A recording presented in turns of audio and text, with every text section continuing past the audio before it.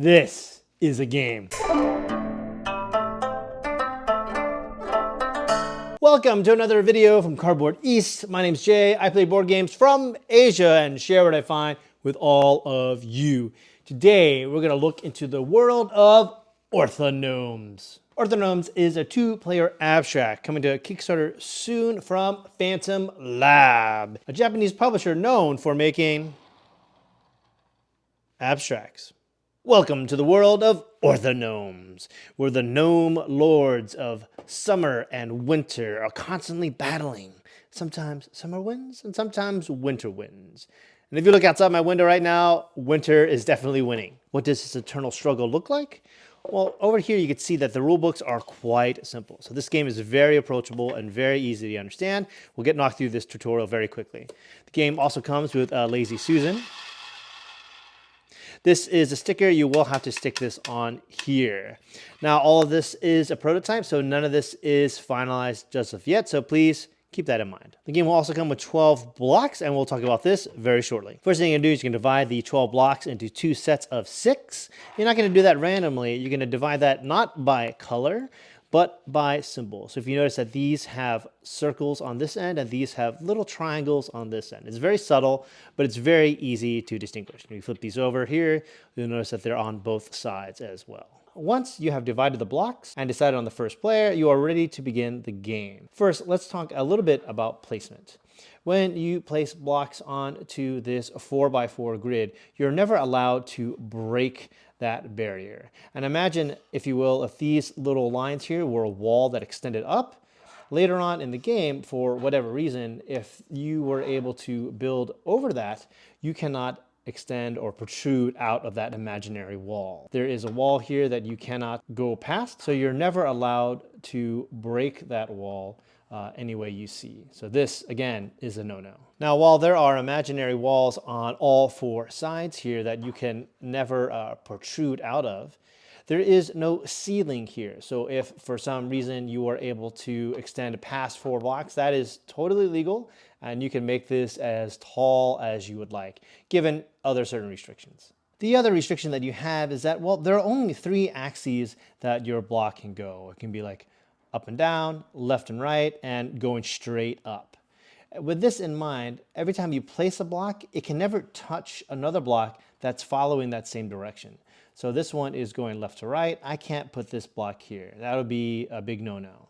But I can put a block that is going the opposite way, such as this. Now keep in mind that this block is not touching this block, so we haven't broken that rule yet either. Another way you can think about it here is like, well, this one's going straight up and down.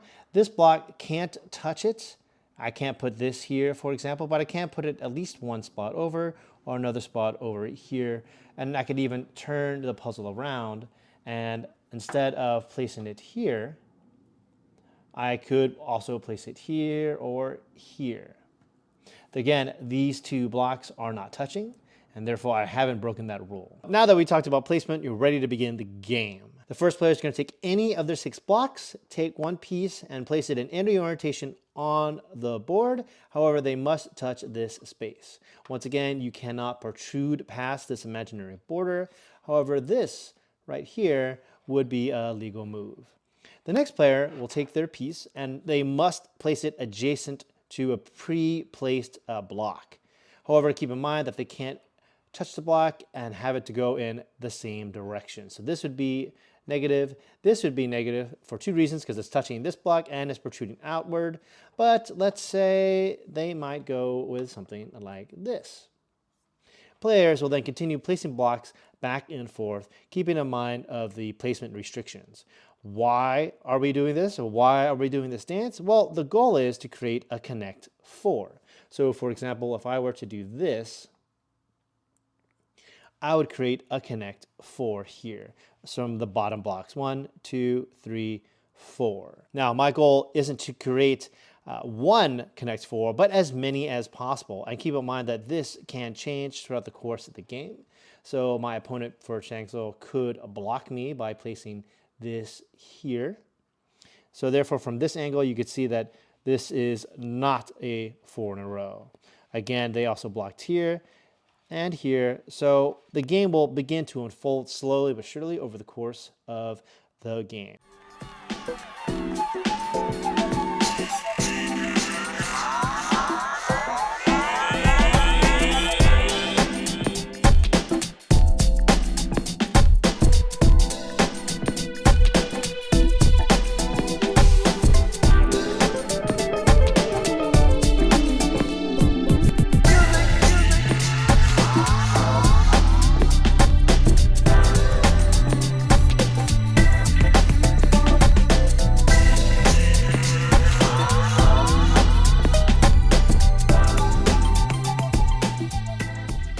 Once all pieces have been played onto the board, you're ready to begin final scoring, which brings us back all the way to this orange dot here.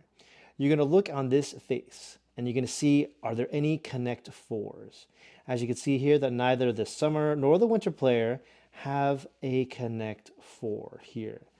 But let's rotate it one more time here. And then yes, you could see that the winter player has 1, 2, 3, and 4 from this block back here. So that's 1 point for winter and another point for winter as it goes horizontally across. So that's 2 for winter, 0 for summer. Here on this side, you can see that winter has another connect 4 and that summer has failed to make a yet connect 4 again. So that's 3 for winter, 0 for summer. Slide it over here and well, now you can see that summer only has 1 connect 4 despite all the yellow that's here. Now you can't see this 1, 2, 3. If you can't see it here, do the camera at the angle. But this is actually a gray block down there. So once again, summer was blocked. So we have a total score of 3 for winter and 1 for summer. Are we done yet? Are we done with all the sides? No, because we need to look at this from above. And going from the bird's eye perspective, you can see that summer has 1 additional connect 4, that's a diagonal going here, giving us 3 to 2. The player with the most connections wins Orthognomes, and that season becomes the dominant season of that time. If there is a tie, players share their joint victory, and the one and last final rule is that if in the course of a game, if a player knocked a piece over accidentally, well, that player immediately loses. Is Orthognomes for you? Well, how I judge abstracts is a little bit different than how I judge most other games. With other games, especially in 2020s, we're looking at theme and how theme integrates into the game mechanics. I hear conversations about that all the time. It's not going to happen in an abstract. When I look at an abstract game, I ask myself one question. Does it look sexy? Does the game have table presence? And yes, it pops a lot on the table. Sure, there are some themed abstracts out there, and they have some nice, fun flavor to them. But what I love about abstracts is that you strip away that theme, and you're left with how the game just visually looks at the table. Does it look visually appealing? And that's what abstract games all do. You have chess, you have Go, you have shogi. All of those look fantastic on the table. And Orthognomes feels right at home in that pantheon. Also, I gotta say is that the game is extremely approachable. Now, I come from North America where I kind of grew up playing Connect 4. So the idea of Connect 4 is very, very simple and very approachable for me. And how easy is it to get a Connect 4 in this game? It's easy. It's really, really easy. Out of all the games I've played, I've never seen someone not get one. Although it is possible that your opponent could just be absolutely vicious and you could have a bad day and you could score 0 points. It's a thing. But I haven't seen it happen yet. What I have seen though is that confusion, that it's not about making a Connect 4, it's about getting the most Connect 4s on all 3 dimensions. And that little twist alone makes this game worth playing and worth exploring. Every time I brought this to a game night or to a board game cafe, people are asking, what is this and where do I get it? Now, with that approachability does come the question of breadth and depth. Now, I will say that even though the first play you have in the game, there are about 144 potential possible openings, that's a little bit fudged because of the certain shapes and how the things are printed on there. But let's just say 100 different openings.